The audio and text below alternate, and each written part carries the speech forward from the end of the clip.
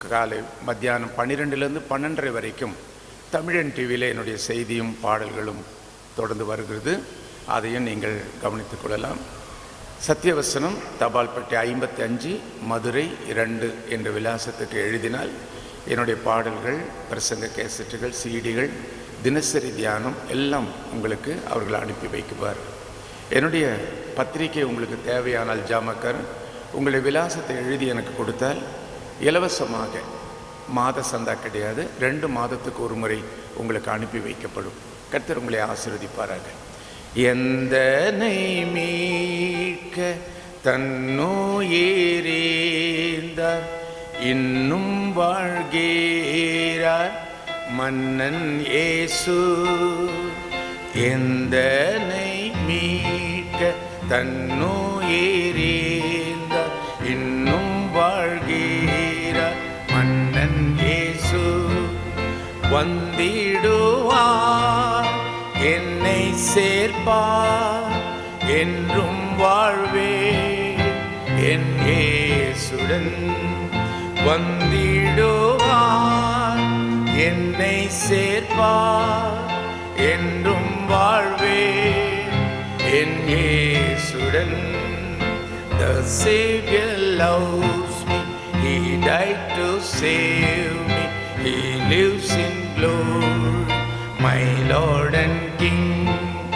One day He'll come to take me home, to live with Him forevermore.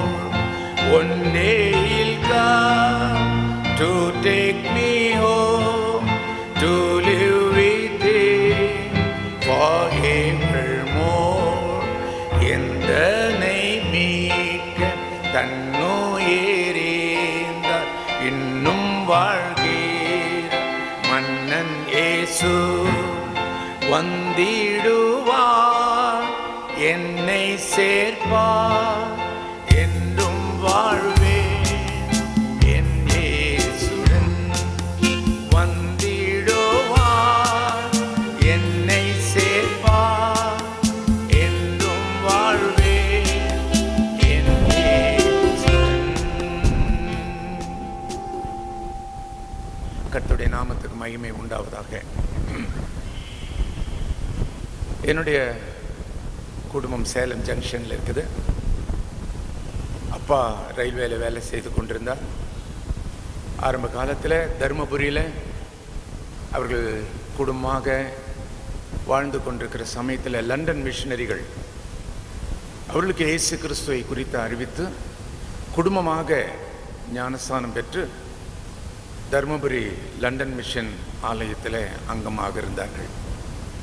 அப்பொழுதும் அப்பா செக்ரட்டரியாக அந்த சபையில் இயங்கினார். Dharmapuri railway தண்டவாளங்கள் எல்லாம் எடுத்து விட பிறகு சேலத்துக்கு ரயில்வேக்காரர்கள் எல்லாரையுமே டிரான்ஸ்ஃபர் செய்தார்கள்.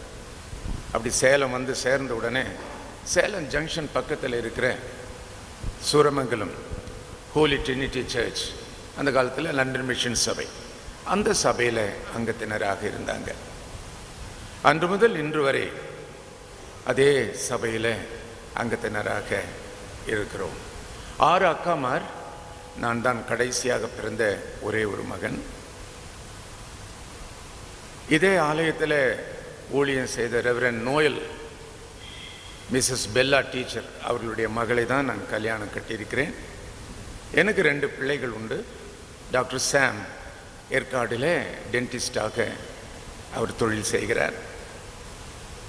டாக்டர் ஒலிவியா ஏஞ்சலின் அவர்கள் நான் முன்ன வேலை செஞ்ச பெத்தேல் ஹாஸ்பிட்டலில் அங்கே அவங்க டாக்டராக பணியாற்றுகிறார்கள். அவர்களுக்கு 2 பிள்ளைகள் க்ளூனியில் படிக்கிறாங்க, மற்றவங்க நாட்டர்டாம் ஸ்கூலில் படிக்கிறாங்க. 5th standard, 4th standard.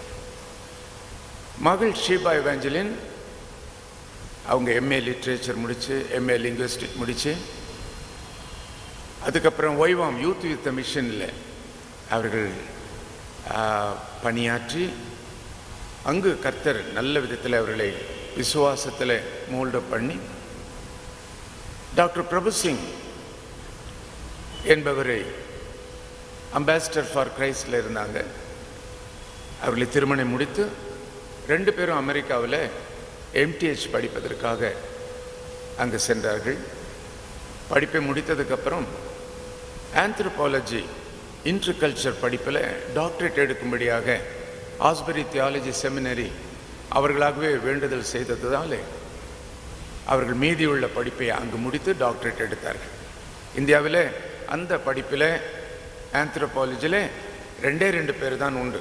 ஆகவே விசிட்டிங் ப்ரொஃபஸராக இந்தியா முழுவதும் உள்ள எல்லா தியாலஜி செமினரியிலும் அவர்களை அழைத்து உபயோகித்தார்கள்.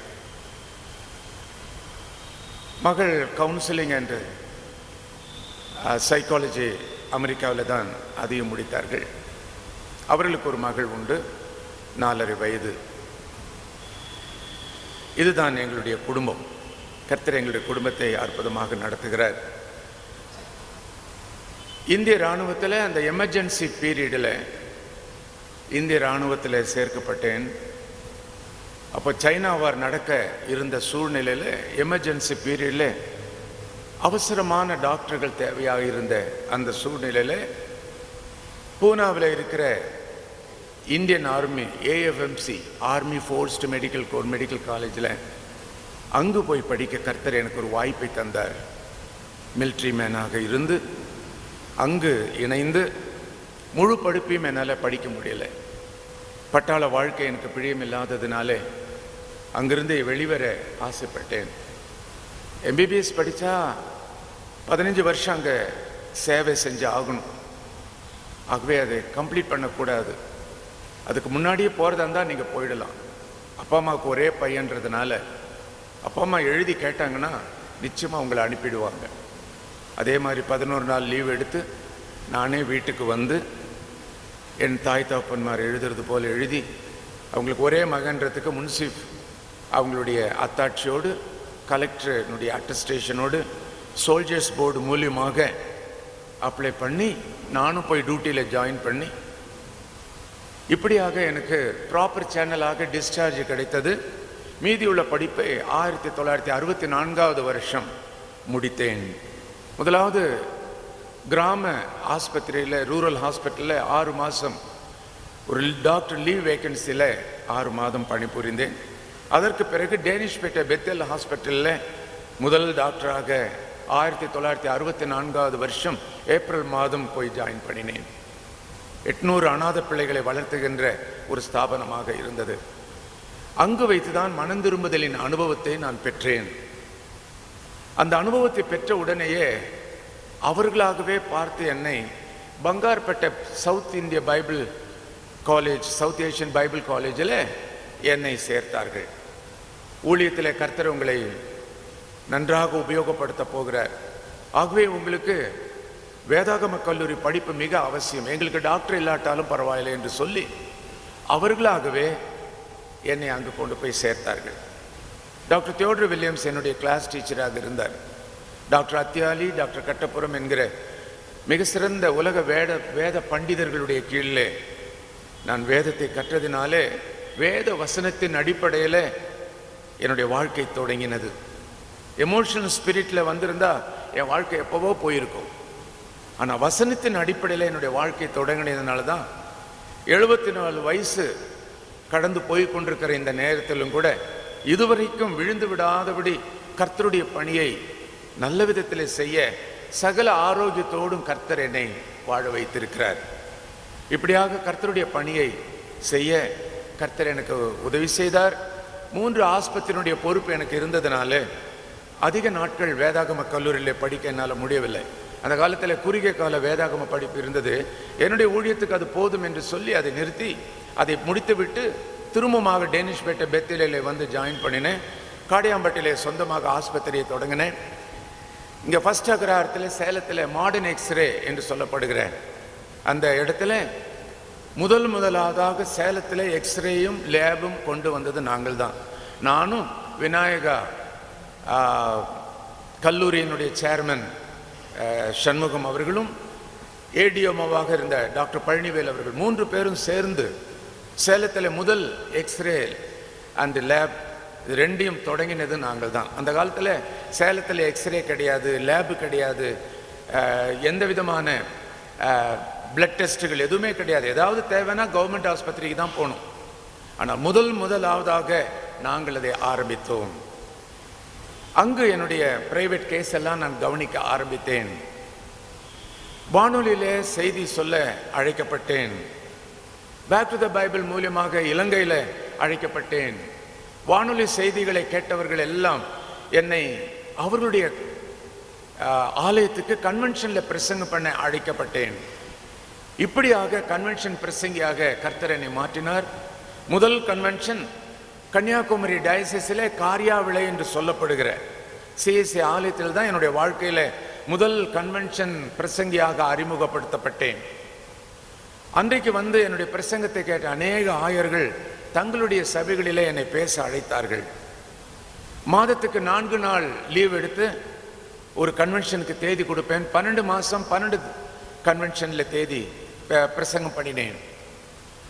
தமிழ்நாடு முழுவதுமாக கேரளா காஷ்மீர் வரை எல்லா மாநிலத்திலும் கர்த்தர் என்னை கிருபையாக உபயோகித்து உலக நாடுகளிலே 162 தேசங்களிலே கர்த்தர் என்னை உபயோகித்தார். ரஷ்யா மாத்திரம் இதுவரை போகவில்லை. மற்ற எல்லா தேசங்களிலும் கர்த்தர் கிருபையாக உபயோகித்து உங்கள் மத்தியிலையும் கர்த்தர் என்னை கொண்டு வந்து சேர்த்திருக்கிறார். கர்த்தருடைய நாமத்துக்கு மகிமை உண்டாவதாக. யாருக்காவது என்னுடைய பத்திரிகை தேவையானால், ஆவிக்குரிய சந்தேகம், என்னுடைய பிரசங்கத்தில் ஏதாவது உங்களுக்கு சந்தேகம் இருக்குமானால் நேரடியாக என்னிடத்தில் கேட்கலாம். இல்லையானால் கடிதம் மூலமாக கேட்கலாம். என்னுடைய விலாசம் டாக்டர் புஷ்பராஜ், சேலம் 5, டாக்டர் புஷ்பராஜ், சேலம் 5. கர்த்தர் உங்களை ஆசீர்வதிப்பாராக. யோவான் எழுதின சுவிசேஷம் 5ஆம் அதிகாரத்தில் ஒரு சம்பவத்தை சுருக்கமாக பார்ப்போம். அடுத்த ஆராதனைக்கு நாம் தயாராக வேண்டிய நிலைமையில் இருப்பதனாலே வேகமாக எனக்கு இவ்வளவு தூரம் எனக்கு வாய்ப்பு கொடுத்த அவர்களுக்காக நானும் வேகமாக செய்தியை முடித்து அடுத்த ஆராதனைக்கு தயாராகிறேன். இந்த 5ஆம் அதிகாரத்தில் ஒரு அற்புதமான சம்பவம் நடந்ததை நீங்கள் பார்க்கிறோம். பெதஸ்தா குளம் என்ற ஒரு குளம். அந்த குளத்திலே ஒரு நிகழ்ச்சி. ஒரு தூதன் வந்து எப்போதாவது அந்த குளத்தை தண்ணீரை கலக்குவான். அந்த மண்டபத்தை சுற்றிலும் நிறைய வியாதியஸ்தர்கள் படுத்திருப்பாங்க. யார் முதல்ல அந்த தண்ணியில் கால் வைக்கிறாங்களோ அவங்களுக்கு சுகம் கிடைச்சிரும். இதுதான் அந்த இடத்தினுடைய நிகழ்ச்சி. இது நடந்ததா நடக்கவில்லையா என்பது வேத சாஸ்திரிகளுக்கு இன்னும் பல கேள்விகள். இன்னும் வேதாகம கல்லூரியில் நாங்கள் படிக்கும்போது இது ஒரு கேள்வியாக இருந்தது. இந்த சம்பவம் நடந்த காலம் மல்கியா தீர்க்கதரிசியின் காலத்துக்கு பிறகு சுவிசேஷ புஸ்தகம் எழுதப்பட்ட காலத்தின் மத்தியில் ஒரு இருண்ட காலம், என்ன நடந்தது என்று தெரியாத காலம், தீர்க்கதரிசிகள் இல்லாத காலம், ஊழியர்கள் இல்லாத காலத்தில் இந்த சம்பவம் சம்பவித்ததாக எழுதப்படுகிறது.